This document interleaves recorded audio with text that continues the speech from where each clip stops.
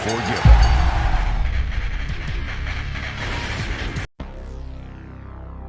Discount the PlayStation 1 intro music when the Sony logo appears on the white background. Oh, those were good times. I am the most vicious son of a bitch in the WWE. Insert name of wrestler declares themselves to be the most vicious SOB in the entire company cliche. Oklahoma City, Oklahoma! In case you somehow confused it with Oklahoma City, Australia. Hola, Spanish announce team. We are safe up here on the stage and we'll leave you to your complete demise since your table doesn't normally survive the night. Also, I wonder what it'd be like had the English commentators been at ringside while the Spanish commentators were on the stage. But we all know the result would be the same. Wrestlers would fight their way to the stage and then crash. Spanish table destroyed. The question is, Ric Flair, does he still have it? We're asking the question on whether or not Ric Flair can still go in the ring despite the fact that he hasn't exactly been retired or shockingly close to it by this point. So the obvious answer is yes. Previously on WWE. Ric Flair whatsoever, or Flair's. I know that Ric Flair is a legend and we all respect his continued dedication to professional wrestling at his age, but Carlito just stands around and lets this happen, even when Ric has his back turned to him. That ain't cool. Wait a minute. Copyright in Flairment. That didn't take long at all, and repeating the last sentence I said before, except roles reversed. Oh, those elbows and right hands are intimidating. Sure, the elbows can be intimidating, but Carlito struck Ric Flair with his left hand, not his right, Jerry. Or is he a 90-day wonder? 90-day wonder? Jim Ross is making it seem like being a champion for only 3 months is a short and terrible reign.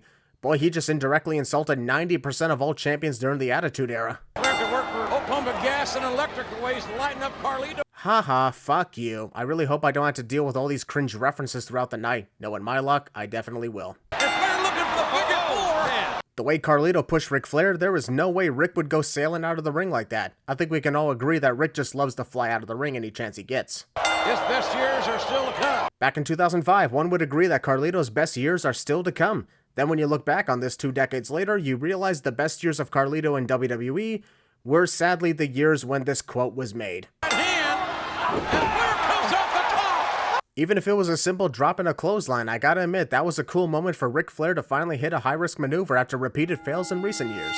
One too many times. Eating food off the floor after 5 seconds have passed. Sure, the plan is to spit the apple in Ric Flair's face, but Carlito is still the one eating food off the floor. Carlito was literally writhing in pain as a result of the figure 4 leg lock and clearly doesn't have any trace of apples in his mouth anymore after Ric Flair literally punched them out. But sure, let's say he's choking and that's why he tapped out. Totally. I cannot begin to tell you what a great honor it is. I cannot begin to tell you what a great honor this is, so allow me to begin to tell you what a great honor this is. My best friend, Triple H. Sadly though, Ric Flair is definitely going to regret those words. We all remember what happened the last 2 times a member of Evolution aside from Triple H achieved great success in their careers. Obviously these are planted fans, but it still really isn't sending a great message. I won a big championship, so let's bring 3 random ladies from the audience and fuck them all night long. That's exactly what's going on here. While it works for the Ric Flair character, it definitely doesn't give WWE a good look. Especially nowadays. To get your thoughts on losing the Intercontinental title. Carlito was pissed off. What more do you need to know? And besides, you already know that he's pissed off, so why bother him? Never even had a clue. Reminiscing about cheating. If Lady Godiva rode by, you'd notice the horse. Yes, so that's so. About time a line is consistently repeated and Jim Ross actually calls it out. Almost as annoying as the many times Jerry Lawler brings up Persian rugs made out of real Persia every time a rich guy shows up to the ring. Wait for tonight to come. Heel wrestler starts the tag team match with their rifle and then tags out immediately before the first lockup could occur cliche. Biggest, strongest of all the divas. Well, that's not saying much considering the vast majority of the WWE divas are supermodels with little to no muscle. Oh, look at this. Look at Victoria was on alert that Trish Stratus was about to deliver a head scissors takedown and even grabbed her feet, yet she chose to go for the ride instead of a simple push in the air that would free her from any destruction. Tori better pay attention over there. Jonathan Coachman is berating Tori Wilson for not paying attention to Trish Stratus's attempted punch to her, despite the fact that Tori did something practically 99% of all wrestlers never do. She actually ducked the punch and prevented herself from being knocked off the apron. How's that for not paying attention, coach? That one moment when Ashley Massaro had the chance to perform a cool move on Victoria and all that happened was her cap fell off. This is a professional wrestling company, and odds are pretty faces are gonna get clobbered from time to time. No point in complaining about it, Jerry. This is what happens here. How has the referee not got rid of the hat still lying in the ring? Isn't their job to always remove foreign objects from the ring in matches that have disqualifications? And somehow Jonathan Coachman is not berating Tori Wilson for not paying attention after the last time when she was. Maybe he's operating on opposite day. Tell you what, for this one sin, I am operating on opposite day too. So let's remove one sin. Competitors, best I can. Trish Stratus clearly got kneed in the face, yet somehow was not affected by it. How the hell was that possible? This match was apparently designed so that Ashley Massaro could show off her wrestling skills following the Diva Surge victory. All she did was that one flip, miss one move, and get dominated for 2 minutes before Trish Stratus did the rest of the work herself. What a shame. You mean to tell me that Ric Flair won the Intercontinental Championship over 15 minutes ago and only now he arrived at his limo? He was heading straight there before the next match ever began. How big is this entire arena? Mixing pills with alcohol. I'm with Big Show on this one. That sign makes no sense because Big Show is going to kick Snitsky's ass, and the made-up Shrek 3 poster implies they are going to be best friends instead. Although it still would have been a far better movie than the actual Shrek 3 film we ended up with. WWE already showed this sign less than 30 seconds ago when the Big Show first made his entrance, so now we're going to show it again. Only longer this time. 3 weeks ago, right now, the Big Show is up. It takes nearly 10 seconds from the moment the referee calls for the bell to ring and the bell actually ringing. Timekeeper falling asleep at his desk again. Snitsky takes a few hits from the Big Show and all of a sudden he's done. Sorry to tell you, but when this sin is added, it really was Snitsky's fault. We've seen previously on during entrances, and now we're watching a previously on moment while a match is in progress, and it's not even in picture either, so that makes it worse. I want to watch the live match that's actually taking place right now if you don't mind. I paid 50 frickin' bucks for this. I don't think any of us have ever seen it. Obviously, the Big Show needed the rope to get himself up like that. However, I do question how his shoulder healed so fast after Snitsky targeted it the last 4 minutes here. He couldn't even hold him for a choke slam, and yet was able to lift his entire 500-pound body weight using just the rope for leverage somehow. Technically not really a ding-dong with the ring bell considering Big Show waxed Snitsky with the side that didn't have it, and also post-match assault. WWE shows the graphic for Shawn Michaels versus Chris Masters and even begins the video package that leads into the match. And yet that match is not going to happen for another hour and a half. What was the point of these 4 minutes? The entire existence of Chavo Guerrero's character known as Kerwin White. Major what the fuck character, am I right? So is Chavo Guerrero. You know that Kerwin White is a forgettable character when Jim Ross refers to him as Chavo Guerrero. Orlando's, he's teed off too soon. Oh god, now we gotta hear golf puns during this match all because of Kerwin's character? Someone put me out of my misery already. So during this sequence, WWE temporarily muted the English commentators and went straight to the Spanish commentators. Does that mean in the Spanish dub of this event, they briefly switched over to the English commentators? The left knee's jammed a little bit. Hyperextended his knee. Ouch! My knee hurts! My knee hurts really bad! I can barely stand. Just kidding! Is he just doesn't know when to give up? Jonathan Coachman really sucks here because he believes there's a time giving up is the right thing to do. In this case, Shelton Benjamin should give up after taking a single superplex by Kerwin White. No wonder the coach went nowhere throughout a majority of his time in WWE. Knee injuries just don't seem to exist until they do in WWE. Kerwin White targeted the knee throughout the match, especially in a single leg crab.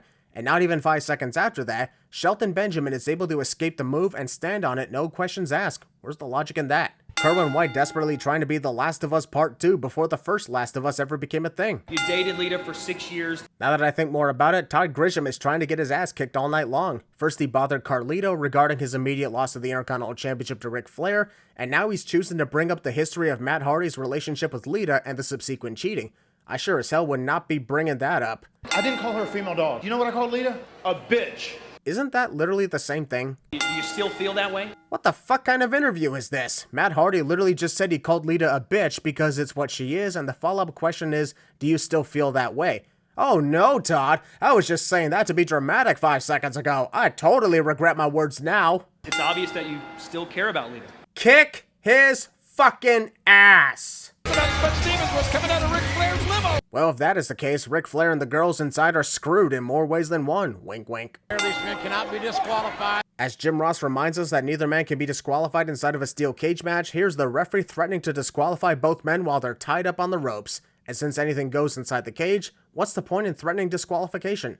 Matt Hardy will never forget SummerSlam, and neither will we. I know, right? That was a crazy night when Shawn Michaels oversold literally everything that Hulk Hogan did to— Oh shit, you're talking about the match Edge and Matt Hardy had. Sorry, every time I think of the 2005 SummerSlam event, I think of that main event. Hardy jerking Edge off the top. Matt Hardy did what now? Look out, don't do this! Jim Ross is acting like the side effect from the top rope is going to be the most dangerous move we've ever seen in a steel cage match. And we have seen crazier things from Matt Hardy's brother Jeff. Also, it's not like these two are about to launch themselves into the power cables again. Copyright infringement, version 1. Could be over. The DTT. Wait, what? DTT? What in the hell is a DTT? Hasn't the move been famously known as DDT all these decades? He wants to prove to the world that Matt Hardy will die. Also, he wants to make sure that Matt Hardy doesn't come back. That's exactly what Jerry Lawler said, just a different version. Jerry said Edge wants to make sure Matt Hardy will die, followed by Jonathan Coachman saying Edge wants to make sure Matt Hardy will not come back anymore. What's the difference? They had in him. This is a... I'm adding 10 sins for this because it was clearly stated that neither man can be disqualified or counted out, and yet here is the referee literally counting them out. The only way to win is by pinfall, submission, or escaping. Countouts are not allowed here. First he threatened disqualification, and now he's counting them out. This makes zero sense here. This is just fun. This is... Biting. Wait a minute. Lita can throw weapons into the ring if she wants to, and there's nothing you can do about it. If a match is anything goes, then literally anything goes. I really hate that I have to be the one to tell referees how a cage match works. What is Jezebel doing over there? Considering Lita was hanging on to the top of the cage, there is no way that these pushes could possibly throw her off. She only fell because she climbed down on her own accord and then got pushed off. When you think about it, the brutality of this cage match increased the moment Edge started to bleed. Matt sees himself from SummerSlam and gives Edge the exact same treatment. Very poetic in this match. Wait, what? This referee got shoved into the cage and did not get knocked out at the crucial point of the match? We are really living in weird times back in 2005, am I right? Lita has gotten involved 3 times already, and the referee is only now threatening to kick her out, despite the fact that Lita can get involved all she wants, as I've stated already. But even if she wasn't allowed, why not just eject her now? Why all the warnings? She's obviously not going to listen to you, so you might as well do it now. Karma's a bitch, and so is Lita. That leg drop from the top of the cage was the best moment of this pay-per-view for sure, and a fantastic conclusion to the cage match between these two rivals. You love to see it. Let's remove 5 sins. Kurt Angle's gonna finish the job. In other words, Kurt Angle is not going to finish the job, because when the bad guy in charge brags about it to the good guy champion, 95% of the time, the job never ends up finishing. So thank you for giving us the spoiler, Eric. The WWE ring crew had literally 10 minutes to quickly replace the bloody ring canvas with a fresh one, and instead we're going to keep fighting in Edge's blood. Sounds badass to some, unsanitary to many others. Just saying, I would not want someone else's blood on me. Old school. He likes old country. The Hurricane got slammed by Lance Cade so hard that he briefly turned into a video game glitch. Rob putting us here by the Hurricane. Alright, that was funny. Still don't know what that was all about, but it was funny, and that's what matters the most here. After the match. Lance Cade tells Trevor Murdoch that he can have Lillian Garcia all to himself the moment the match is over. Is he trying to promote what I think he is? If I were Rosie, I wouldn't be wasting my time taunting Trevor Murdoch about connecting the hip attack and alerting him of what's to come. I'd immediately connect the hip attack so he doesn't have time to move out of the way. This entire sequence of Trevor Murdoch bullying or trying to seduce Lillian Garcia goes on for all the time in this match, and it makes me shocked that these two somehow still won the World Tag Team titles despite Trevor's distraction. Trevor Murdoch has done this draping DDT 1 time and still somehow managed to surpass the brutality of every single time Randy Orton did that in the ring. I was almost too afraid to remove his in because I thought Hurricane was legitimately injured, but thankfully it was just a storyline injury, so I feel no guilt removing this in. There's a counter on the hook of the leg, and again. If the first pinfall did not defeat Rosie, why does Trevor Murdoch think the second pinfall attempt will? The one thing I gotta do is remove another sin for the way Hurricane wanted to keep fighting even with his injury, always inspiring when one chooses to fight until his last breath, or in this case, the last breath of the tag team title reign for his team. Why do they call you the masturbate? Since literally nobody has ever said that about Chris Masters, I blame this on WWE making Maria Kanellis take on the role of a dumb blonde. It's not funny, and the reference doesn't even make any sense considering nobody gets bait out of piece. Michelangelo, like the Ninja Turtles? Why Chris Masters didn't immediately walk away from Maria is beyond me. I'm already walking away from this whole thing because this character given to Maria is just so annoying, and I've had enough of this. Throwing in 100 sins. Poor Shawn Michaels poses for the audience, but unfortunately the rope is censoring his eyes. Must be too inappropriate even for the 14+ rating somehow. Usually when wrestlers start fighting immediately in the ring during pre-match assaults, the referee rings the bell to begin the match. But when Chris Masters has the Master Lock cinched in on Shawn Michaels, we are not going to start the match at all. That doesn't make sense. Chris Masters must have watched Shawn Michaels' performance against Hulk Hogan at the last pay-per-view and chose to oversell everything, the way he fell to the floor. He probably thinks that will give him the win. We should probably remind him that Shawn still lost even despite the oversell. Was shocked tonight. Lillian Garcia be like, oh no, don't you start flirting with me too. I'm still trying to get over Trevor Murdoch from the last match.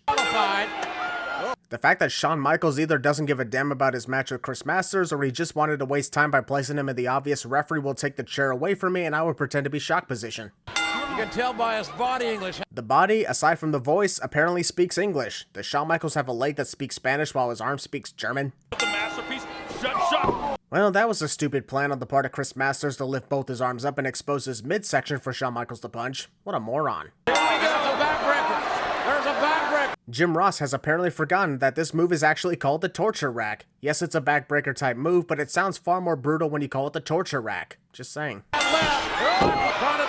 Skin the cat. Skin the cat? Isn't that the move when a wrestler flips over the top rope and then flips back into the ring? How does that relate to a sunset flip here? Hey, look at Shawn. Shawn Michaels is a dick to Chris's Masters. Also, even if the referee did not see the low blow to Chris Masters, he should at least have disqualified Shawn Michaels for putting his hands on him, covering his face, and then, from his perspective anyway, shoving him over to the canvas. Shawn did 3 things that warrant disqualifications and somehow got off scot-free. What the hell is going on?